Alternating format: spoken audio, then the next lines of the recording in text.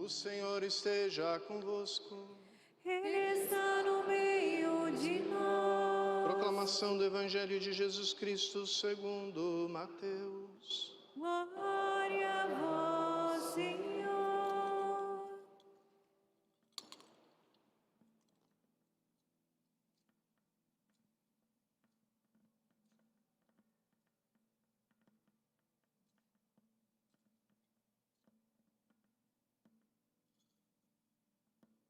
Naquele tempo, Jesus foi à região de Cesareia de Filipe e ali perguntou aos seus discípulos: quem dizem os homens ser o Filho do Homem?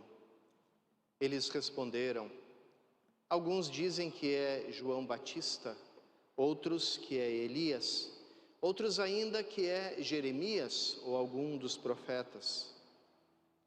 Então Jesus lhes perguntou: e vós, quem dizeis que eu sou?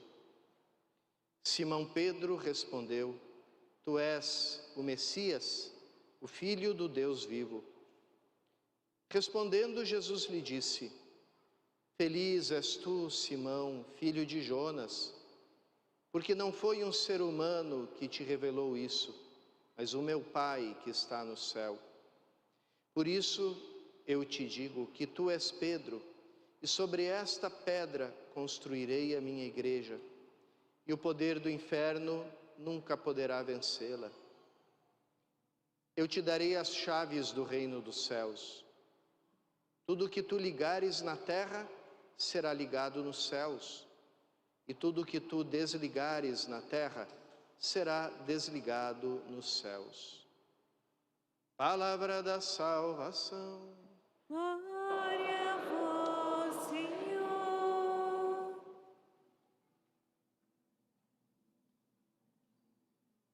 Nessa festa de São Pedro e São Paulo, as leituras, a palavra de Deus que a gente escutou, irmãos e irmãs, ela nos fala o tempo todo de prisões da qual nós somos libertados. Jesus fala do reino da morte e do reino dos céus. O reino da morte tem as suas portas, que são o sinal do seu poder, porque na época de Jesus, todas as cidades eram cercadas de muralha, e a parte mais frágil de uma muralha, logicamente, é a porta. Então, se a porta é forte, é resistente, então ela se torna como um símbolo do poder dessa cidade. E Jesus declara que o reino da morte, o Sheol, como eles chamavam, o Hades, o reino dos mortos, a mansão dos mortos, onde reina a morte, onde reina a lógica da morte. É como uma cidade que tem umas portas muito bem guardadas, mas essas portas e esses guardas não são suficientes para manterem presa a igreja. É interessante que Jesus fala isso para Pedro. De certo modo, isso acontece na vida dele de uma forma bem gráfica, né? Como a gente viu na primeira leitura, Pedro está preso, tem 4 divisões de 4 guardas, né? 16 guardas em total. 2 deles ficam sentados um do lado, outro do outro de Pedro. Pedro amarrado com correntes, preso a correntes, algemado. E a gente pode pensar, quem é que dormiria na véspera da sua execução? E ainda mais a véspera, ali na véspera da execução e junto com guardas, né? Quem dormiria com 2 guardas olhando para você, te vigiando? E no entanto Pedro dorme. Talvez Pedro durma lembrando como Jesus dormia na barquinha dele, quando se levantou aquela tempestade e eles acordaram Jesus de um profundo sono. Senhor, não te importa que nós estamos morrendo aqui, vamos morrer afogados no meio da tempestade. Essa barquinha, que também ela é símbolo da igreja, a barquinha de Pedro. Então, Pedro dormia tranquilamente, não tinha preocupação nenhuma. O chefe da igreja, que era ainda esse pequeníssimo rebanho que vivia em Jerusalém, estava para ser morto. Quem não se preocuparia com isso? Quem não pensaria, e agora o que vai ser da igreja? Mas Pedro aqui dorme, o sono dele é um testemunho da fé e da confiança dele. Quer dizer, está tudo tranquilo, Cristo venceu a morte, nós também já morremos e ressuscitamos com Ele. Quem é que nos pode tirar alguma coisa ainda? Por isso, ali, aquelas portas, aqueles 16 guardas, não podem nada, porque a igreja reza por Pedro. Como Pedro, que representou com a sua voz, a voz de toda a igreja, porque Jesus pergunta, não para ele, mas para todos os 12, quem vocês dizem que eu sou? E, no entanto, não são 12 que respondem, mas um só. Como dizendo, essa é a voz unânime dos 12. Então, toda a igreja proclama a uma só voz. E essa voz se manifesta na voz de Pedro. Como a gente que antes da consagração canta a uma só voz, com os serafins e todos os anjos e todos os santos, né? Cantando a uma só voz, santo, santo, santo. Assim, essa uma só voz é a voz de Pedro.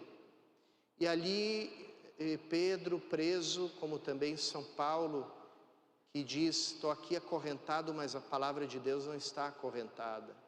Eles não conseguem prender o Evangelho, não conseguem amordaçar o Evangelho.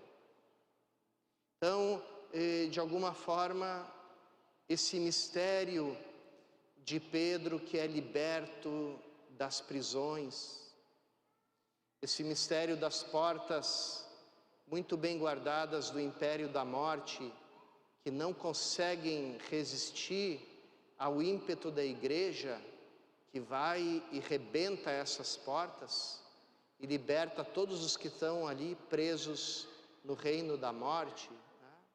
Esse é o mistério de toda a igreja. Toda a igreja está simbolizada aqui nesses dois apóstolos que dizem do fundo da prisão deles, os homens não podem nos prender, somos livres, vamos ser sempre livres, e a palavra de Deus, a nossa fé, é mais forte do que qualquer prisão, do que a prisão da morte, do que a prisão da mentira. E essa é a nossa confiança, irmãos e irmãs. Às vezes eu vejo cristãos católicos até muito bem formados na fé, que têm um bom conhecimento da doutrina da igreja, estudaram o catecismo da Igreja Católica, uma coisa que todo o bom católico deveria fazer, né? Mas eu vejo que às vezes dá vontade de dar aquele mesmo puxão de orelha que Jesus deu nos apóstolos, né? Homens de pouca fé. Ou como dizia o estudioso da Bíblia judeu André Schurach, ele traduziu essa expressão de Jesus como anões na adesão, né? Homens de pouca fé como anões na adesão, ou seja, vocês são pequenos em matéria da adesão a Deus, de aderir a Ele, né? Porque a fé é justamente a adesão, a palavra emuná, né? A palavra bíblica para fé, quer dizer justamente a adesão. Então, por que me dá vontade de chamar certos católicos de pequenos na fé, né? Nem sei se seria politicamente correto falar anões na adesão, né? A gente teria que dizer pequenos homens de pouca fé, né? Porque tem medo, estão o tempo todo muito preocupados com a influência das ideologias, a influência dos poderes do mundo, que querem destruir a fé, que querem destruir a igreja, estão roubando a fé das pessoas. O que vai ser da igreja? Temos que reagir, temos que fazer também os nossos lobbies e juntar as nossas forças para ir contra todos esses valores que são contra o Evangelho. E ali me dá vontade de dizer, sabe o que você tem que fazer?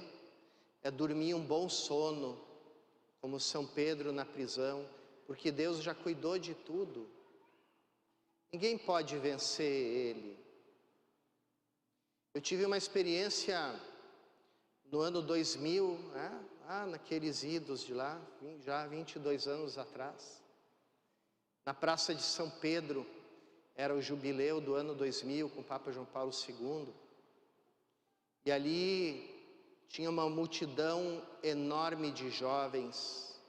Era a abertura da Jornada Mundial da Juventude da época. Eles invadiram toda aquela praça e invadiram boa parte da avenida da Via da Conciliação, que sai ali da praça. Naquela barulheira, naquela bagunça, naquela música. Como era bonito ver aqueles jovens que vinham de todas as partes do mundo e cada um falava uma língua diferente e todos se entendiam. Era impressionante, um falava numa língua, um falava em polonês, outro falava em português, eles estavam se entendendo. Era justamente o Pentecostes, porque ali, como todos tinham o mesmo amor, uma mesma fé, não tinha mais nenhuma barreira de nação entre eles. Me lembro uma espécie de duelo de percussão, tinha um músico africano de um lado com seus tambores e um músico brasileiro. Aí o músico africano batia nos tambores, com aquela arte deles, e o brasileiro respondia também com a nossa batucada brasileira, e todo mundo olhando, e os dois numa alegria, festejando a sua fé. E eu naquele momento eu olhei para aquela multidão e disse assim: ninguém vai destruir isso aqui. O mundo inteiro fez de tudo para que essa praça estivesse vazia. Olha toda a educação que esses jovens receberam da TV, das escolas, das ideologias, das pressões de grupo. Quantos milhões e milhões de dólares foram gastos para que esses jovens não tivessem aqui, tivessem em qualquer outro lugar, menos aqui nessa praça. E tudo deu errado. Os grandes poderes do mundo fizeram de tudo para que essa praça hoje estivesse vazia, e no entanto essa praça aqui que não suporta mais gente, de tanto jovem que tem aqui. Então, olhando para aquilo, eu disse: isso aqui é indestrutível, a igreja é indestrutível, nossa fé é indestrutível, ninguém pode nada com ela. Então, sim, é claro, irmãos e irmãs, a gente se preocupa com os ataques à nossa fé, etc.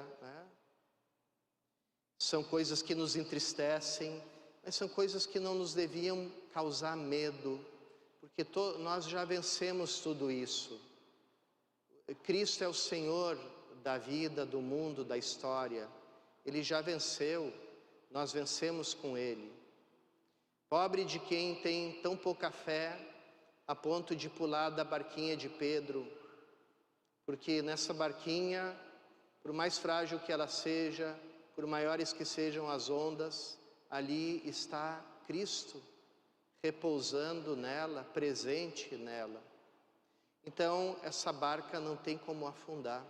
Vamos pedir, irmãos e irmãs, e aqui temos os jovens que terminaram o retiro, então, se prepararam espiritualmente para o encontrão, né, do EAC, é o EAC, sim.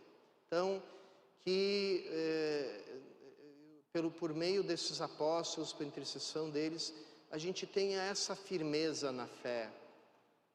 A gente não tenha medo, não trema, nós já vencemos, tudo isso vai passar, como todos aqueles reinos, impérios, ideologias, sistemas políticos, econômicos foram engolidos na poeira da história, enquanto que a pequena barquinha de Pedro, jogada, balançada pelas ondas, continua de pé, né? Porque Cristo está presente nela. Então, que por intercessão desses apóstolos, a gente tenha essa firmeza e essa tranquilidade na fé, né? E que a gente saiba também dormir e repousar tranquilos, sem medo. Somos vencedores com Cristo do mundo, do pecado, do demônio, da morte. Somos da terra dos vivos, do reino dos céus. Já fomos libertos dessa obscura cidade da morte, que por mais forte que tenham sido as suas portas, não puderam resistir ao poder de Cristo nosso Senhor.